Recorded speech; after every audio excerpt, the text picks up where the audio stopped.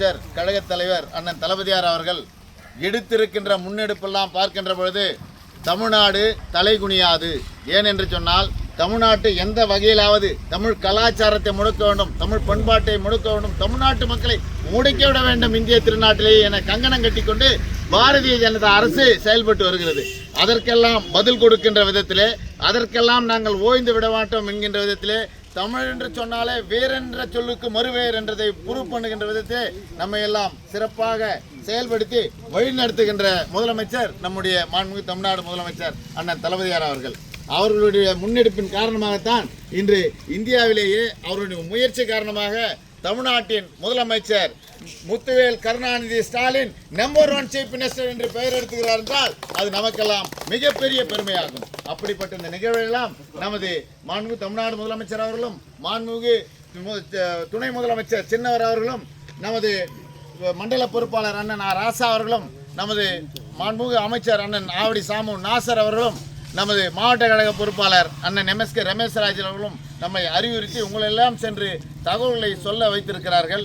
இன்று கூட நாம் ஒவ்வொரு கடையாக செல்லுகின்ற பொழுது நமது தலைவருடைய சாதனை அந்த தொகுப்படங்கிய பத்திரிகை கொடுக்கின்ற பொழுது ஆம் நாங்கள்லாம் படித்திருக்கிறோம், தெரிந்திருக்கிறோம், எங்களுக்கு எல்லாம் தெரிகிறது, நாங்கள் எல்லாம் உங்கள் பக்கம்தான், திராவிட முன்னேற்ற கழகம் பக்கம்தான், நாங்கள்லாம் தளபதி MK ஸ்டாலின் பக்கம்தான் என்று இன்று இருக்கின்ற கடைக்காரர்கள் நாம் சொன்னார்கள். ஒவ்வொரு பகுதியும் செல்லுகின்ற பொழுது பார்த்தால் ஏம்பா உங்க வீட்டுல உரிமை தொகை வாங்குறாங்கன்னா வாங்குறாங்கன்னு சொல்றாங்க, பேருந்தில் பயணிக்கிறாங்களா விடியல் பயணம்னா ஆமான்னு சொல்றாங்க, குழந்தைகள்லாம் காலை உணவு சாப்பிட்றாங்களா ஐயோ அருமையா காலையில் எங்களுக்கு வேலையே கிடையாது, காலையில போய் அருமையா உண்டு கழிக்கிறார்கள் என்று சொல்லுகிறார்கள். அந்த திட்டத்தை அகில உலகத்திலே பார்க்கின்ற வெளிநாட்டு கனடாவிலே நம்முடைய தமிழ்நாட்டை பார்த்து அங்கே ஆரம்பித்து செயல்படுத்தி கொண்டிருக்கிறார் என்றார். எல்லாத்துக்கும் காரணம் நம்முடைய மாண்புமிகு முதலமைச்சர் அவர்கள் என்பதை எண்ணி பார்த்திட வேண்டும். நீங்கள் செய்ய வேண்டிய காரியம் என்று சொன்னால் நமது இதை போன்ற ஒரு அருமையான ஆட்சி, கொள்கை துடிப்புடன் இருக்கின்ற ஆட்சி, நம்முடைய வீரத்தையும் தீரத்தையும் செயல்பாட்டையும் நிலைநிறுத்துகின்ற ஒரு ஆட்சின்னு சொன்னா அது திராவிட மாடல் ஆட்சி, திராவிட மாடல் அரசர் நம்முடைய தளபதி MK ஸ்டாலின் அவருடைய தலைமையில் இருக்கின்ற இந்த ஆட்சி மீண்டும் 2வது முறையாக அருகிலே நாம் ஓயக்கூடாது. நம் பகுதியில் எடுத்து சொல்லுங்க, ஏகப்பட்ட திட்டங்களை நம்ம செய்திருக்கிறோம். அதிமுக ஆட்சி 10 வருஷமா இருந்தாங்க, எதையுமே பண்ணல. ஆனால் அதற்கு பின் வந்து நமது ஆட்சி ஏகப்பட்ட திட்டங்கள் செய்து இன்றைய தினம் மக்கள் மத்தியில் பேரும் புகழ் எடுத்திருக்கிறோம். எதனா அதிமுக காரங்க செய்தாங்களா என்பதை உங்களுக்கு நன்றாக நிறைவு கூறுறேன். 82ல் துப்பாக்கி சூடு நடைபெற்றது, பள்ளி சென்டருக்காக எல்லாரும் மறந்துடக்கூடாது, ஏன்னா செய்த சாதனை தான் சொல்றோம், பொய் சொல்லல. அப்பொழுது கும்மிடிப்பூண்டி அண்ணன் வேணு அவர்கள் சட்டமன்ற உறுப்பினராக இருந்த பொழுது சொன்னார், நான் வாக்குகள் கேட்க வருகிறேன், இந்த துப்பாக்கி சூட்டிற்கு காரணமான மாணவர்கள் தேர்வு இங்கே எழுத வேண்டும் என்றால் நான் அதற்கு முன்னுதாரணமாக இருந்து வாங்கி தருகிறேன் என்று சொன்னார். வந்த உடனேயே அப்பொழுது கல்வி அமைச்சராக இருந்த பேராசிரியர் ஐயா அன்பானார் அவர்களிடத்தில் பேசி நமக்கு தேர்வு மையத்தை 1989ல் நாங்கள் லாஸ்ட்டாக பொன்னேரில் போய் எக்ஸாம் எழுதணும், நாங்கள் தான் லாஸ்ட் பேட்ச் 89, 90, 91.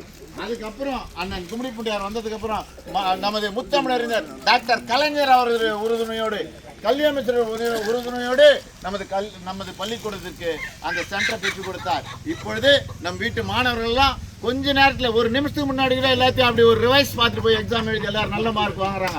அதற்கு காரணம் திராவிட முன்னேற்ற கழக ஆட்சி என்பதை எண்ணி பார்த்துருவாங்க. இந்த பக்கம் யூகார் பாலம் பிரிட்ஜி மழை வந்ததுன்னா யூகார் பாலத்தில் இருக்கிறவங்க இந்த பக்கம் வர முடியாது, மாதிரபாதத்தில் இருக்கிறவங்க ராமச்சந்திராபுரத்தில் இருக்கிறவங்க அந்த பக்கம் போக முடியாது. அந்த பிரிட்ஜை கட்டி கொடுத்ததும் திராவிட முன்னேற்ற கழக ஆட்சி.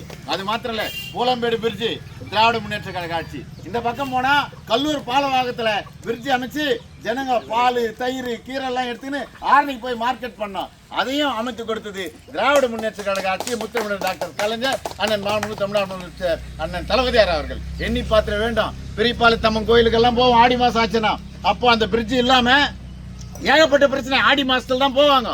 போகும்போது இந்த மெயின் ரோட்ல இருந்து அம்மன் கோயிலுக்கு போனோம்னா அந்த காவால தண்ணி பாயும், தட்டு தடமாறி உயிரை கையில பிடிச்சின்னு போவாங்க.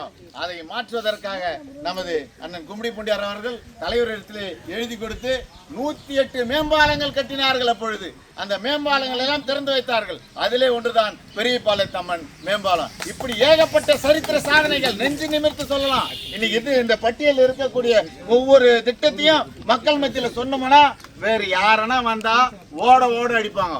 எல்லாருக்கும் சொல்லணும், எல்லாருக்கும் சொன்னா ஓட ஓட அடிப்பாங்க. இன்னைக்கு பிஜேபி கவர்மெண்ட் கடைசி என்ன பண்ணிருக்காங்க தெரியுமா? 100 நாள் வேலை திட்டத்தை ஒழிப்பதற்கான முயற்சியை எடுத்திருக்கிறார்கள். அதுக்கு தாய்மார்கள் எப்போ நீங்க கையில ஒண்ணு எடுப்பீங்க, அது என்ன அர்த்தம் உங்களுக்கு புரியும். தாய்மார் கையில என்ன இருக்கும், அதை எடுத்துக்கின்னு அவனை ஓட ஓட எல்லாம் தாண்டி விடணும். பாதிரிவேடு எல்லையை தாண்டி போடாணும். மாநிலூரா அங்க இருக்க மாநிலூர் எல்லையை தாண்டி போடான்னு சொல்லணும். ஏன்னா அத்தியாவசியம் வயிற்று குணவளிக்கின்ற திட்டம். அதாவது உங்களுடைய பணத்தை திருட பார்க்கிறார் மோடி. அதையெல்லாம் முந்தா நாள் கூட அருமையான கண்டன கூட்டங்கள் தமிழ்நாடு அளவில தலைவர் சொல்லி எங்க பார்த்தாலும் கண்டன கூட்டங்கள் போட்டு, எங்கள் பணத்தை திருடாது, எங்கள் உழைப்பை திருடாது, எங்கள் வயிற்றில் அடிக்காது, எங்கள் தாய்மார்களுடைய உரிமை தொகையை கொடுன்னு நம்ம ஆர்ப்பாட்டம் பண்ணோம். ஏன் பண்ணா, அந்த 100 நாள் வேலை திட்டம் மகாத்மா காந்தியின் பெயரால் அம்மையார் சோனியா காந்தி அவர்கள் உருவாக்கப்பட்டு நமது முத்தமிழறிஞர் டாக்டர் கலைஞர் அவர்களால் ஊக்கம் கொடுக்கப்பட்டு வந்த திட்டம். இவங்களால் வந்தது கிடையாது. அந்த திட்டத்தையே அழிக்க நினைக்கிறானுங்க.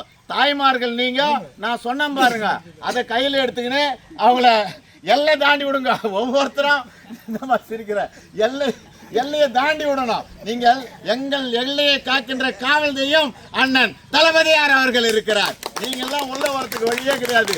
எங்கள் தளபதி இருக்கும் வரை எங்களை யாரும் ஒன்றும் பண்ணி முடியாது என்று சொல்லி அவங்களை வெளியே விரட்ட வேண்டும். திராவிட மாடல் அரசர் அண்ணன் தளபதியார் அவர்கள் மீண்டும் முதலமைச்சராக்க நீங்கள் எல்லாம் அயராது பாடுபட வேண்டும் என கேட்டு வாய்ப்புக்கு நன்றி விரும்புகிறேன். நன்றி, வணக்கம்.